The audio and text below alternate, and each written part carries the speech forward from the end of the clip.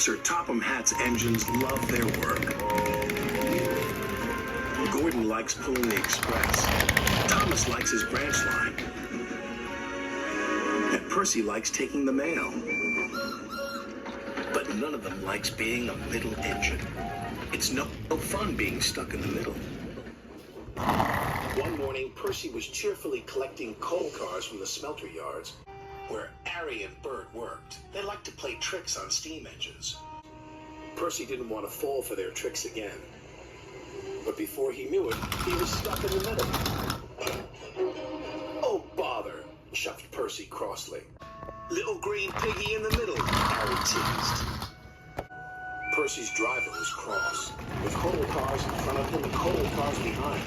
Percy had to go slowly. James was in the yards when Percy steamed slowly by. "It's Pokey Percy," James laughed. "You wouldn't be laughing if you were stuck in the middle," Percy fumed. And he fumed all the way to the coaling plant.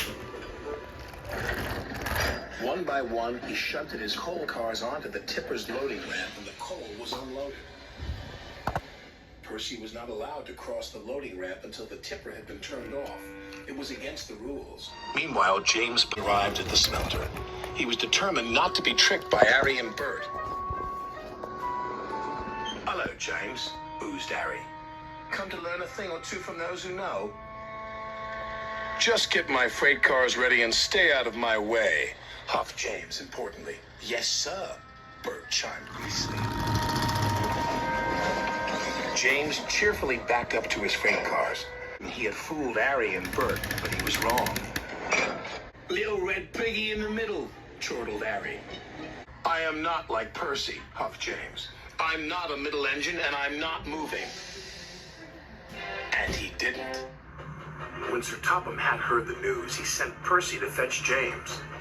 He buffered up to James and took him, along with all the freight cars, to the docks.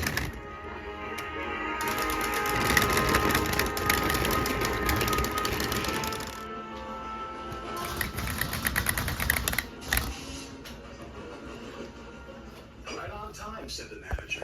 "But what is that big red engine doing in the middle?" "Learning," Percy replied. "Learning what?" "Learning to be a middle engine," Percy laughed. James covered himself in steam, hoping no one would recognize him. But it was no good. There was only one big red engine on the island, and everyone knows his name is James.